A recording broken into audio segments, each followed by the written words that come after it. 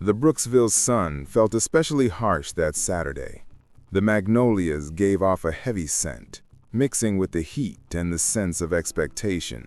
The Montrose mansion, decorated with white ribbons and flowers, shone like an altar of perfection. Diana Montrose, the bride, moved with graceful steps, her face serene, her gaze calculated. Behind her veil hid a victory built on lies. Among the guests, whispers spread like snakes. Some glances discreetly turned toward the main gate, where a solitary figure watched from a distance. It was Elara, the younger sister, wearing a black dress that stood out against the celebration. Her eyes were like contained abysses, and her smile a silent threat. The wind blew, and she finally took her first step into hell. When the wedding march began, Elara's heart beat to a rhythm of pure fury. Caleb, the groom, kept his eyes fixed on the altar, avoiding the gaze of the past that was watching him. The ceremony continued, beautiful and artificial, as the priest spoke about love and fidelity. To Elara, every word felt like a knife to the heart. Their vows were a desecration. After the I do, the audience applauded. The couple kissed to cheers, and the Montrose name seemed to echo like a title of glory. But Elara's presence was a shadow in the hall, an uncomfortable reminder of something that should have been buried. When she approached the newlyweds' table, the air grew thick. A waiter flinched as he handed her a glass. "A toast," Elara said, raising her glass, her gaze fixed on her sister. "To unions built on lies and greed, may they forever burn in the fire that created them." Silence fell over the hall. Diana turned pale. Caleb dropped his glass, and in that moment, the whole town realized the peace of the Montrose family was over. If you also believe that even the purest love can hide dark secrets, subscribe to the channel now. Because here, every perfect story has a side engulfed in flames that no one dares to tell. Elara's house, once full of laughter and elegant dinners, was now wrapped in silence. Curtains drawn, portraits turned face down, wilted flowers in crystal vases. She locked herself in her bedroom, still wearing the same black from the wedding, not in mourning for someone dead, but for a love that had betrayed her. Caleb's letters were scattered across the bed, stained with tears and rage. Every word she read felt like a cruel echo. "My eternal love," one said. "You are my reason for existing," another vowed. She tore them up, but she couldn't stop. The words still burned beneath her skin. In the mirror, she saw a woman she no longer recognized. The love had died, but the pain remained alive, pulsing, demanding an answer. My mother knocked on the door, begging me to be reasonable.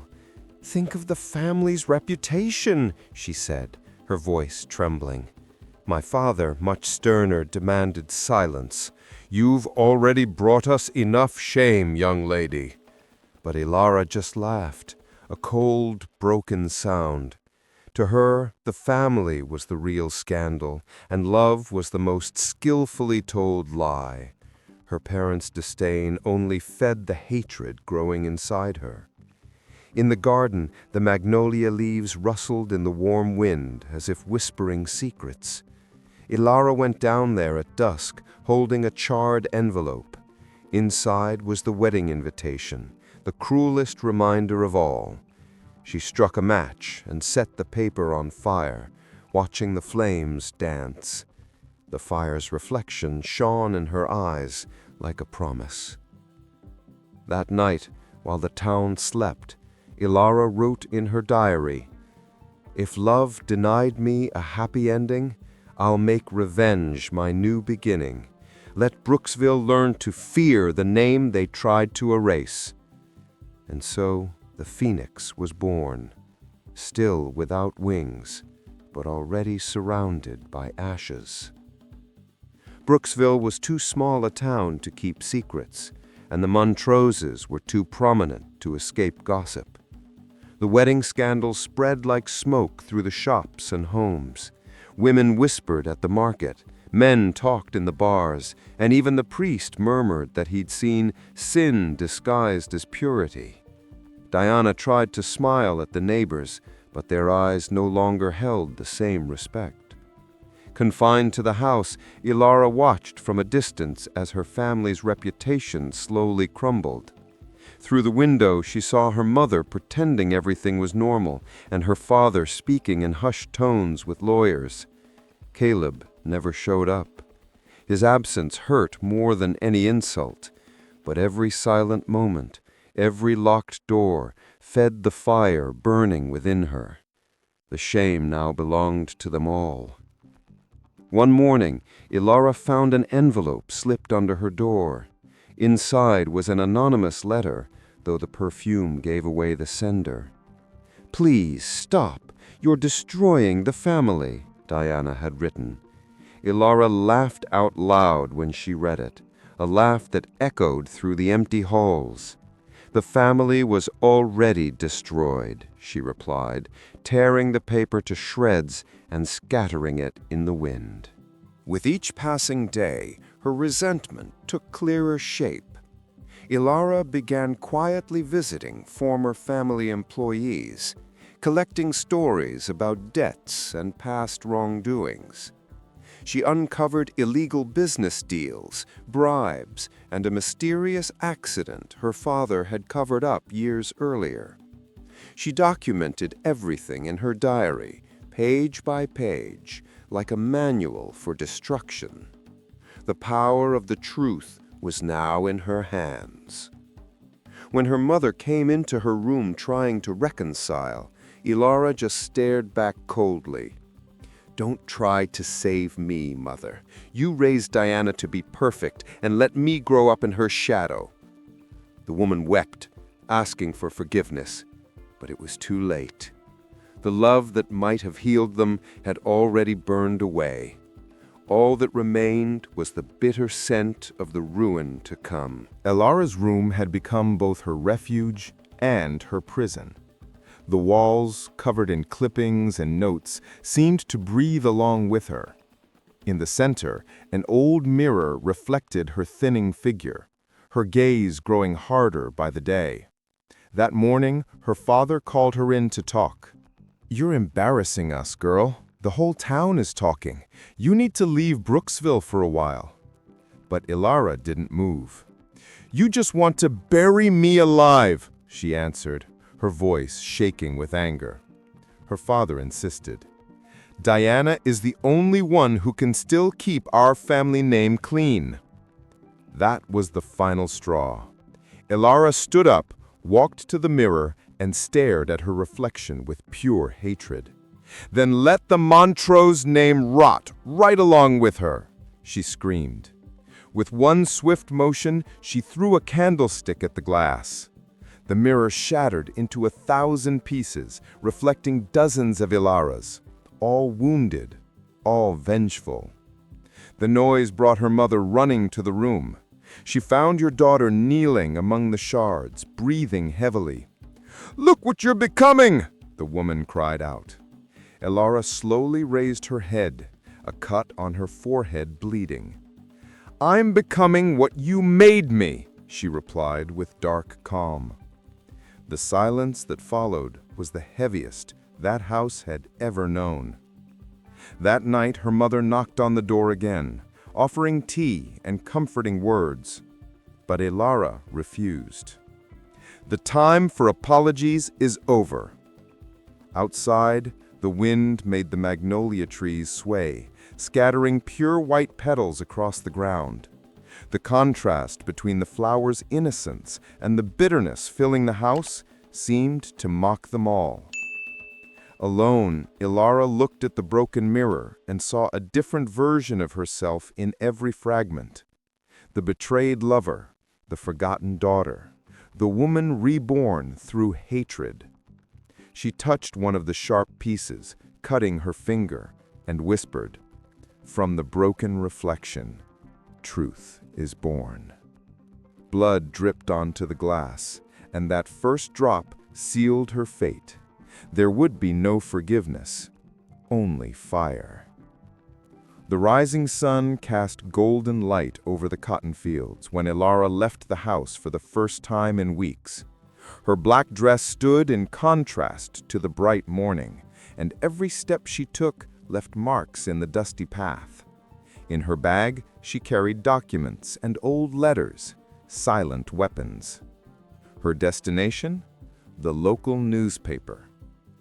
There, a curious reporter listened carefully as she quietly shared secrets about the Montrose patriarch, tax fraud, and shady deals with city officials.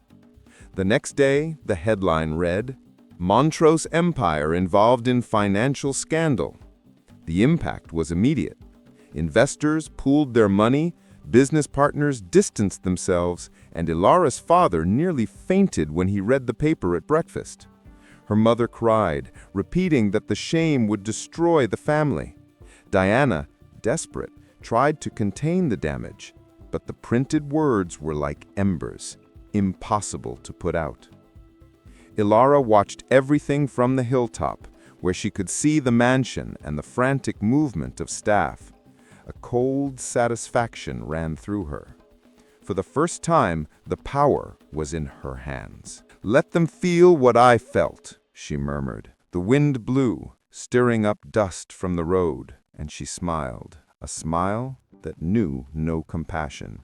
That afternoon, Caleb came to her house. He walked in without knocking, his face weary. "What have you done, Elara?" he asked. She pretended not to understand. "I only told the truth." He tried to argue, but the look in her eyes disarmed him. "You helped build this empire of lies, Caleb. Now watch it crumble." Before leaving, he said something that hurt her more than any insult. "I still have love for you inside me." She replied, "Keep it. Love is just fuel now." That night, Brooksville seemed to breathe tension. The lights at the mansion stayed dark, and people began whispering the Montrose name with contempt. Sitting on her porch, Elara heard the distant sound of horses and raised voices. The town was divided. In her diary, she wrote, "Today I struck the first blow. They're falling slowly like dry leaves, and when they hit the ground, I'll be the one to strike the match." The following days were filled with heavy silences and accusing stares. The Montrose reputation was disintegrating, and Caleb became the public face of their ruin. Men mocked him in bars. Women whispered on the streets. The marriage, once celebrated as a fairy tale, had become synonymous with scandal. One night, unable to bear his guilt any longer, Caleb returned to Elara's house. Moonlight illuminated the windows covered by dark curtains. He knocked, hesitant. The door opened slowly. Elara stood there, wrapped in shadows, her hair loose and her gaze intense. "Why did you come back?" she asked, her voice cold.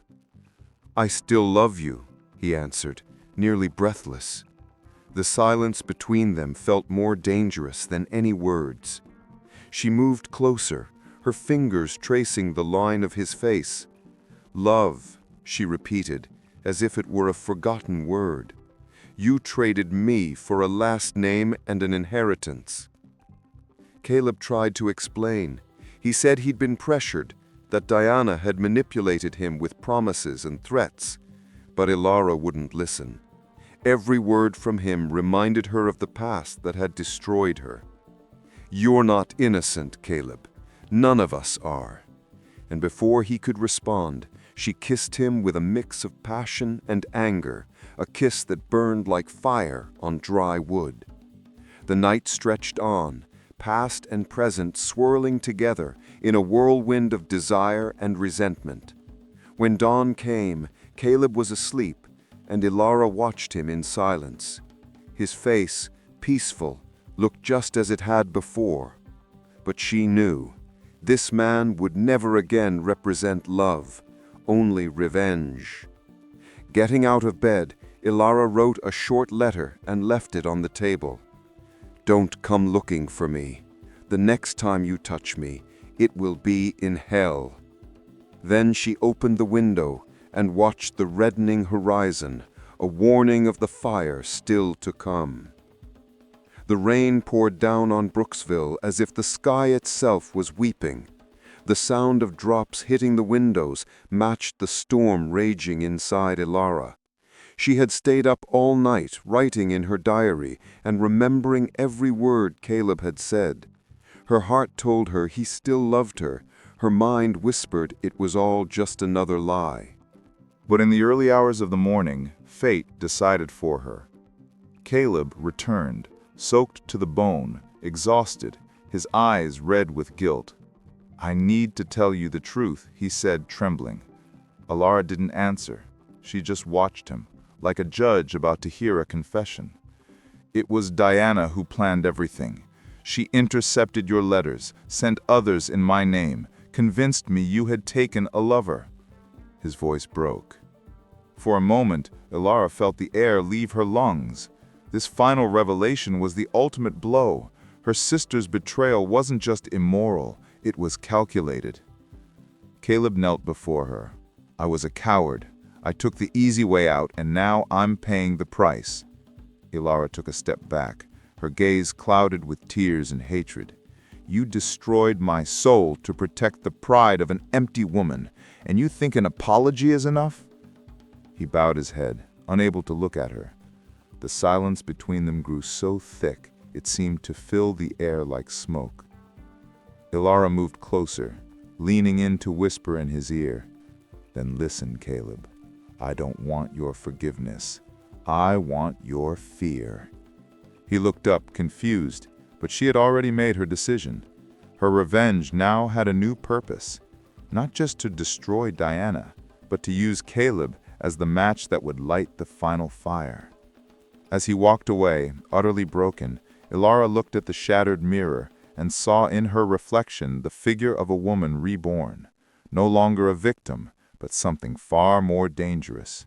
"She stole everything from me. Now I'll take what she loves most," she murmured, and for the first time, she smiled. Days later, gold-rimmed invitations arrived at doors throughout Brooksville. Reconciliation dinner, the Montrose family. The whole town buzzed with curiosity. Diana believed it was a gesture of remorse. Caleb thought it was a request for forgiveness, but Elara knew the real reason for this supper. She would be hosting the judgment. The table was set with silver cutlery and red candles. The air was thick with the scent of wine and tension. Diana arrived first, dressed in white. "What a surprise, sister! You finally decided to act like a Montrose." Elara smiled, as false as the crystal glasses. "Tonight I want to celebrate family." Caleb arrived next, hesitant, and their father soon took his place at the head of the table, pretending to be in control.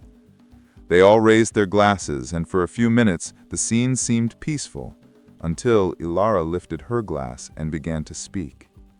"You know, I've always admired how good we are at sweeping dirt under the rug." Her father frowned, but she continued. "Debts, lovers, shady business deals, and sisters who steal fiancés. It's quite a list, isn't it?" The silence that followed was brutal. Her mother dropped her fork. Diana turned pale. Caleb closed his eyes, knowing what was coming. "Let's make another toast," said Elara, "this time to the truth. That bitter wine you all pretend doesn't exist." The argument exploded. Diana screamed that Elara was insane. Their father ordered her to shut her mouth, and Caleb tried to restrain her. But she had lost all fear. "Insane," she repeated, laughing. "Insane is anyone who believes lies bring peace." In one sudden motion, she knocked over her wineglass, staining the white tablecloth red like blood. Their mother wept, their father pounded the table, and Diana trembled. But Elara simply watched the chaos she had created, perfectly calm. The family that prized appearances above all else was now falling apart before their own eyes. When the evening ended, she walked out of the house under the stunned gaze of the servants. A strong wind blew, and a magnolia petal landed on her shoulder. "First the wine, then the fire," she murmured. Dawn brought a tense silence over Montrose Manor. After the disastrous dinner, the house had become a battlefield. Diana cried in secret, their father locked himself in his study, and their mother couldn't even bring herself to look at the portraits on the walls. But Elara walked the streets of Brooksville with a new light in her eyes, the look of someone who had already chosen how this would end. That morning she bought kerosene and matches. For the garden, she told the shopkeeper. But the garden she intended to burn was a different one. When night fell, Elara broke into Diana's studio, a room filled with portraits, dresses, and perfumes. In the center stood the wedding portrait, Diana and Caleb immortalized in soft paints like a fairy tale. Elara approached the painting and touched it. "Perfect, even in the lie," she whispered. Then she dipped a brush into the kerosene and began to slash her sister's face on the canvas, staining the white with streaks of gray and red. Tears streamed down her face, but she didn't stop. Every brushstroke was a suppressed scream, a memory torn out. When the portrait was unrecognizable, she threw a lit match onto it. The flames licked at the canvas, the fire reflecting in a broken mirror nearby. The heat illuminated her face, transforming Elara into something almost supernatural, a woman shaped by the ashes. From a distance, Caleb saw the glow of the flames through the window and ran to the studio. "Elara, what have you done?" She looked at him with equal measures of calm and madness in her eyes. "Just starting to clean up the family's name." He tried to grab her, but she pushed him away. "Don't try to save me. Hell is mine. You're just a guest." The fire consumed the painting, and the ceiling began to crack. Diana ran in, screaming her sister's name, but all she heard was laughter and the sound of burning wood. The next morning, the charred portrait was found hanging on the wall, Diana's face completely erased. The scandal spread, and Brooksville began to fear Elara Montrose, the woman who smiled into the flames. The summer arrived, bringing sweltering heat and rumors. Word spread that the Montrose mansion would host its traditional annual ball to restore the family's honor. The curious town showed up in full force. Lights were hung, the orchestra was hired, and the house was decorated with magnolias, the very flowers Elara despised so deeply. But no one noticed that she had received an invitation too. An invitation that wasn't an offering of peace, it was a trap. Elara appeared as the clock struck 9. She wore a deep red, like spilled wine. With every step she took, conversations halted and eyes followed her with a mix of fear and fascination. Diana tried to keep smiling, but she was trembling. Caleb, pale, watched in silence, like someone witnessing an unavoidable tragedy. The music played on, but the harmony was gone.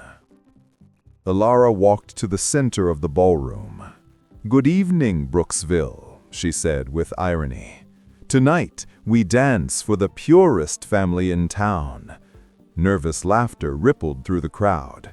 Then she raised her glass, repeating the toast from the wedding, to unions built on lies and greed. The crowd murmured, and Diana screamed, "Enough!" But Elara had already passed the point of no return. As the orchestra struggled to play, Elara approached Caleb.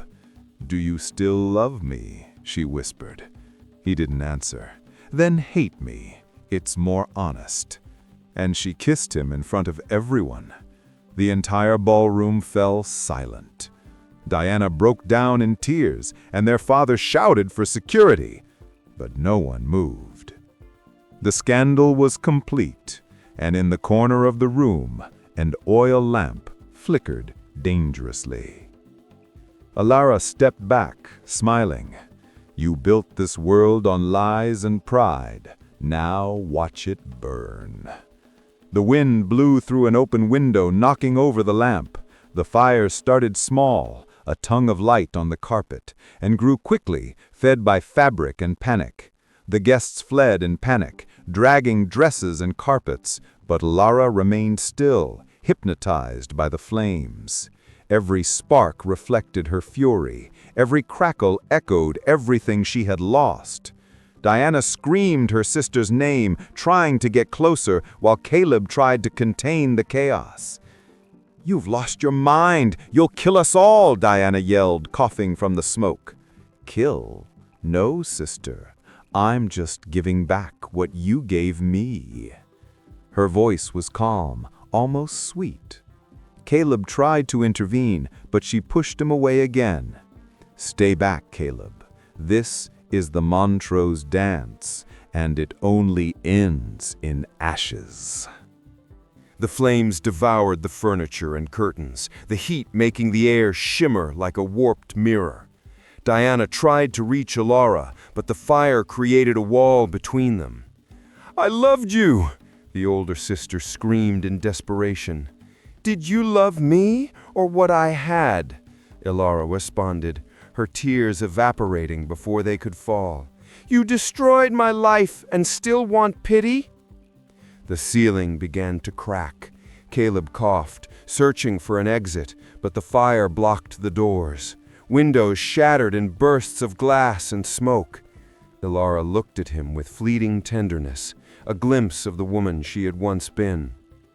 "I forgive you, Caleb, but I won't ask forgiveness for myself," she whispered, and with one quick motion, she locked the main door. The sound of flames consuming the piano echoed like a funeral song. Diana fell to her knees, praying. Elara watched without emotion. "There's no redemption without destruction, only fire." Outside, the town watched helplessly as the orange glow painted the sky, the end of the Montrose Empire. The heat became unbearable. The walls groaned and the ceiling began to give way. Black smoke swirled around them like ghosts from the past. Diana crawled toward her sister, her skin covered in soot. "Elara, please, let's leave. I admit everything. I lied, but you don't have to die." Elara smiled, tired but firm. "I'm not going to die, Diana. I'm going to be reborn." The floor shook beneath their feet. Desperate, Caleb tried to pry open one of the windows, but the iron bars held fast. "Elara!" he shouted between coughs. "Let us out!" She looked at him with cruel tenderness. "You want to live? Then live with the guilt. But me, I've lived long enough." Her eyes shone not with fear, but with liberation. The fire reflected in them like halos of madness. Part of the ceiling collapsed, scattering embers across the ballroom. Diana wept, clutching her sister's arm. "I'm begging you." Elara leaned close and whispered in her ear, "You stole my love, my future, my voice. Today, I'm taking it all back." Then she pulled her sister into a tight embrace. Diana screamed, but the sound was lost in the roar of the flames. Caleb tried to reach them, but another section of the ceiling fell, separating them. The fire rose like a living wall.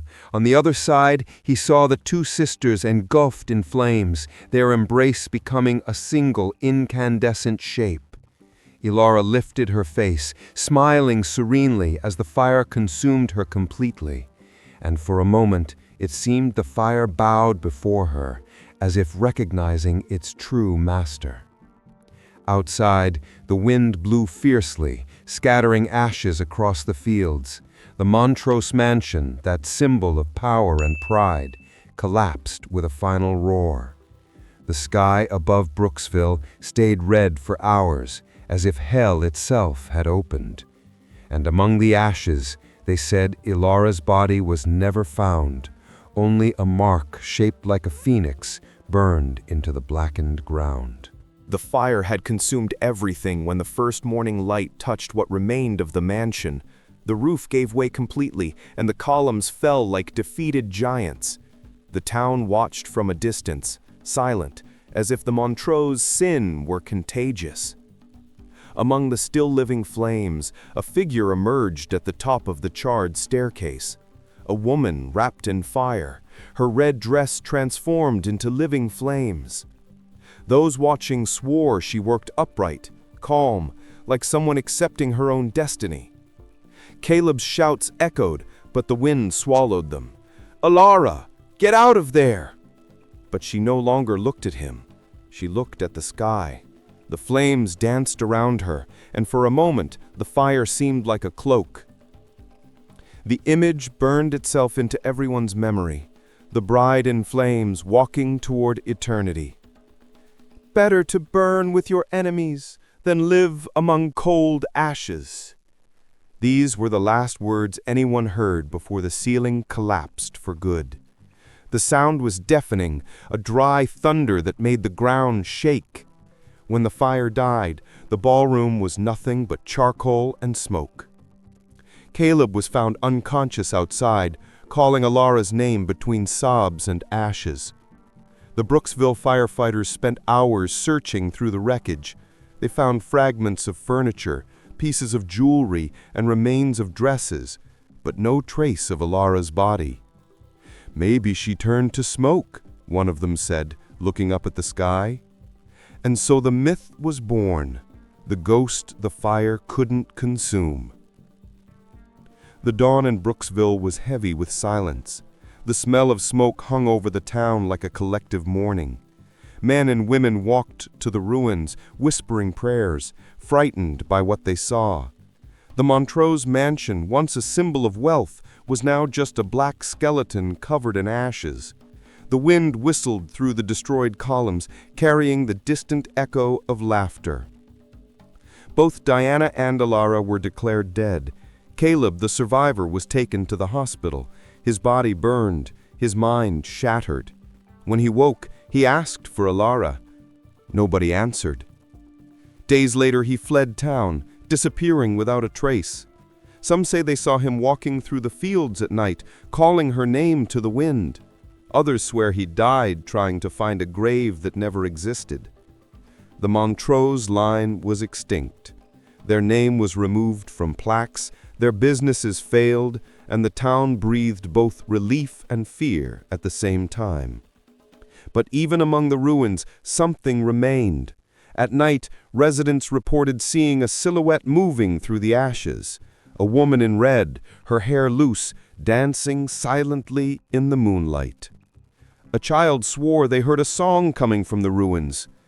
"I burned the love, I burned the home, but from the ash I'll rise and roam." The local priest had the grounds blessed, but the prayers seemed to get lost in the hot wind. Brooksville was now a town haunted by its own history. Decades passed. Brooksville changed its appearance. New houses, new families, but the Montrose property remained empty, covered in hardened ashes. No one dared to build there. They said the foundations still smelled of smoke, and on summer nights, the ground shook with invisible footsteps. The fire had died out, but the fear continued to burn in silence. A young journalist named Clara Whitmore came to town to write about the Montrose tragedy. The daughter of a historian, she brought both curiosity and skepticism. She searched through archives, interviewed elderly residents, and heard different versions of the same story. In all of them, a betrayed woman had chosen fire as her justice. Each account added new details. Some said she sang, others that she smiled. But everyone swore the fire seemed to obey her. As Clara delved deeper into the town's memories, she began to feel Elara's presence. The warm wind whispered names, and the scent of burned magnolias seemed to follow her. One night, she decided to visit the ruins. She brought a flashlight and a recorder, promising herself she would prove it was all just a myth. But the silence of that place had a voice of its own, and the air held a heat that didn't come from the earth. Among the broken columns, Clara found something unexpected. A mark on the ground, shaped like a bird with spread wings, etched into the darkened marble. When she ran her hand over the symbol, a warm gust swept through the area. The old walls seemed to breathe, and a flash of gold cut through the darkness.